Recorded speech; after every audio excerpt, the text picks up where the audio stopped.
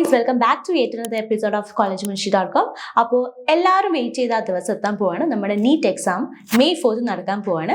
So ഇന്നത്തെ video എന്ന് പറയുന്നത് എക്സാം എഴുതാൻ പോകുന്ന സ്റ്റുഡൻസിന്റെ പേരൻസ് എന്തൊക്കെ കാര്യങ്ങൾ ശ്രദ്ധിക്കണം എന്നതിനെ കുറിച്ചാണ്.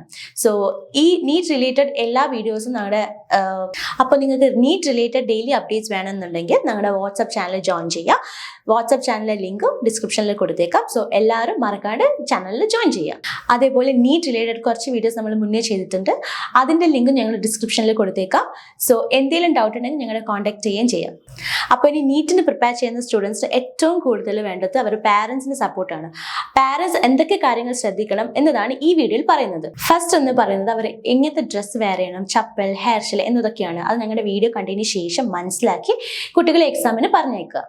ഇനി കുറച്ച് ദിവസം മാത്രമേ എക്സാമിന് ബാക്കിയുള്ളൂ. അപ്പോൾ എല്ലാ കാര്യങ്ങളും ഓക്കെ ആണെന്ന് സെറ്റ് ചെയ്ത് വെക്കുക. ഇപ്പോഴേ സെറ്റ് ചെയ്ത് വെക്കുക. ബിക്കോസ് ആ ഒരു ടൈമിൽ ഇത് ഹറിബറിയായിട്ട് കുട്ടികൾക്ക് അത് ടെൻഷൻ കൊടുത്തത് എക്സാമിനെ ബാധിക്കും. സോ ആ ലാസ്റ്റ് മിനിറ്റ് വെക്കാണ്ട് ഇപ്പം തന്നെ എല്ലാം സെറ്റ് ചെയ്ത് വെക്കുക. ഫസ്റ്റ് പറയുന്ന കാര്യം എന്ന് വെച്ചാൽ കുട്ടികൾ ലാസ്റ്റ് റിപ്പോർട്ടിംഗ് ടൈമിന് മുന്നേ എത്തിയിരിക്കണം സെൻറ്ററിൽ. അഥവാ എത്തിയിട്ടില്ലെങ്കിൽ അവർക്ക് റീ എൻട്രി എന്ന ഓപ്ഷൻ ഇല്ല. സോ കുട്ടികൾ കറക്റ്റ് ടൈം എത്തിയെന്ന് പാരൻസ് ഉറപ്പ് വരുത്തുക. ഇനി എക്സാം സെൻറ്റർ എവിടെയാണെന്ന് അറിഞ്ഞാൽ അപ്പം തന്നെ നമ്മുടെ പോകാനുള്ള ഡിസ്റ്റൻസ്, ട്രാഫിക് ഒക്കെ കണക്ക് കൂട്ടി നമ്മൾ ഇറങ്ങേണ്ട ടൈം ഒന്ന് കാൽക്കുലേറ്റ് ചെയ്ത് ഒക്കെ ഒന്ന് സെറ്റ് ചെയ്ത് വെക്കുക. അതേപോലെ തന്നെ ദൂരെയാണ് സെൻറ്റർ എന്നെങ്കിൽ തലേ ദിവസം തന്നെ പോയി സെറ്റ് ചെയ്ത് ഡിസ്റ്റൻസ് ഒക്കെ നോക്കി സെൻറ്റർ എവിടെയാണ് അതൊക്കെ നോക്കി കുട്ടികൾ ഒരിക്കലും ലേറ്റ് ആവില്ല എന്ന് ഉറപ്പ് വരുത്തുക. അപ്പോൾ എപ്പോഴും കുട്ടികൾ എക്സാം ഹാളിൽ നേരത്തെ തന്നെ എത്തണം നിങ്ങൾ എൻഷുർ ചെയ്യുക. മാത്രമല്ല May 4 വരുന്ന സൺഡേ ആണ്. സൺഡേ നിങ്ങൾക്ക് ഒബ്വിയസ്ലി ലീവ് ആയിരിക്കും. ലീവ് ഇല്ലെങ്കിൽ നിങ്ങൾ ലീവ് എടുത്ത് കുട്ടിയുടെ കൂടെ ടൈം സ്പെൻഡ് ചെയ്യാൻ നോക്കുക. Because they need your support. Next നിങ്ങൾ എൻഷുർ ചെയ്യേണ്ട കാര്യമാണ് കുട്ടികൾ എക്സാം ഹാളിലേക്ക് പോകുമ്പോൾ എടുക്കേണ്ട കാര്യങ്ങൾ. അതൊക്കെ നിങ്ങൾ നോട്ട് ചെയ്ത് വെച്ച് കുട്ടികൾ പോകുമ്പോൾ ആ സമയത്ത് അവരെ കയ്യിൽ ഉണ്ടോ എന്ന് ഉറപ്പ് വരുത്തണം. ഫസ്റ്റ് നോക്കുന്നത് അഡ്മിറ്റ് കാർഡ്. അത് നിങ്ങൾക്ക് മുന്നേ തന്നെ തരും. അത് അവരുടെ ഒഫീഷ്യൽ വെബ്സൈറ്റിൽ നിങ്ങൾക്ക് ഡൗൺലോഡ് ചെയ്ത് എടുക്കാവുന്നതാണ്. പിന്നെ നിങ്ങളുടെ പാസ്പോർട്ട് സൈസ് ഫോട്ടോ, അത് അഡ്മിറ്റ് കാർഡ് പ്രിന്റ് എടുത്ത് അതിൽ ഒട്ടിച്ച് വേണം കൊണ്ടുപോകാനായിട്ട്. പിന്നെ നിങ്ങൾ ഒരു പാസ്പോർട്ട് സൈസ് ഫോട്ടോ കൂടെ കയ്യിൽ വെക്കണം. അത് നിങ്ങളുടെ അറ്റൻഡൻസ് ഷീറ്റിൽ ഒട്ടിക്കാനായിട്ടാണ്. അപ്പോൾ ഒന്ന് കയ്യിലും വെക്കുക, ഒന്ന് അഡ്മിറ്റ് കാർഡിൽ ഒട്ടിക്കുകയും ചെയ്യാം. നെക്സ്റ്റ് ആണ് ID പ്രൂഫ്.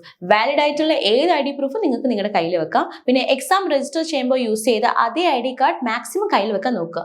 പിന്നെ PWBD കാറ്റഗറിയിൽ വരുന്ന കുട്ടികളാണെങ്കിൽ ആ ഒരു സർട്ടിഫിക്കറ്റ് കൂടെ കയ്യിൽ വെക്കുക. അടുത്തതായി നിങ്ങളുടെ കയ്യിൽ വെക്കേണ്ട സാധനമാണ് പ്രൊഫോർമ ഫോം. അത് നിങ്ങളുടെ അഡ്മിറ്റ് കാർഡ് ഡൗൺലോഡ് ചെയ്യുമ്പോൾ അതിന് കൂടെ തന്നെ ഒരു പ്രൊഫോർമ ഷീറ്റും കിട്ടും. അതും കൂടെ നിങ്ങൾ ഡൗൺലോഡ് ചെയ്ത് കൂടെ ഒരു ഫോട്ടോ കൂടെ ഒട്ടിക്കണം. ഫോട്ടോ എന്ന് പറയുമ്പോൾ പാസ്പോർട്ട് സൈസ് അല്ല, പോസ്റ്റ് കാർഡ് സൈസ് വിത്ത് 4:6 ആണ് size. Coloured photo with white background. അപ്പോൾ മെയിൻ ആയിട്ട് നോക്കേണ്ട കാര്യങ്ങൾ ഇതൊക്കെയാണ്. അപ്പോൾ കുട്ടികൾ ഇതൊക്കെ ഫോളോ ചെയ്തിട്ടുണ്ടോ, ഫോട്ടോഗ്രാഫ്സ് ഒക്കെ കറക്റ്റ് സൈസ് ഫോളോ ചെയ്തിട്ടുണ്ടോ, ഇതൊക്കെ നിങ്ങൾ മുന്നേ നോക്കി വെക്കുക. ലാസ്റ്റ് മിനിറ്റിലേക്ക് ഒന്നും ഇത് വെക്കാൻ പാടില്ല. പിന്നെ അതേപോലെ പെണ്ണ് നിങ്ങളുടെ കയ്യിൽ വെക്കുക. Black or blue ball pen നിങ്ങൾക്ക് യൂസ് ചെയ്യുന്നതാണ്. പിന്നെ എക്സ്ട്രാ 2 ഫോട്ടോഗ്രാഫ്സും നിങ്ങൾക്ക് വേണമെങ്കിൽ കയ്യിൽ വെക്കാവുന്നതാണ്. എല്ലാ വർഷവും സ്റ്റുഡൻസിന് ചെക്കിംഗ് ഉണ്ടാവും. അപ്പോൾ ചെക്കിംഗ് ഉള്ള ടൈമിൽ എന്തെങ്കിലും പ്രശ്നമായിട്ട് നിങ്ങളത് സമാധാനമായിട്ട് ഹാൻഡിൽ ചെയ്യുക. അതേപോലെ കറക്റ്റ് ടൈം സെൻറ്ററിൽ എത്താൻ നോക്കുക. അപ്പോൾ നമുക്ക് ഇങ്ങനത്തെ പ്രശ്നങ്ങളൊക്കെ വേഗം ക്ലിയർ ചെയ്യാനും പറ്റും. പിന്നെ നിങ്ങളുടെ കുട്ടി എന്തെങ്കിലും മാൽ പ്രാക്ടീസ് ചെയ്യുകയാണെങ്കിൽ അത് വലിയൊരു ഇഷ്യൂ ആകും.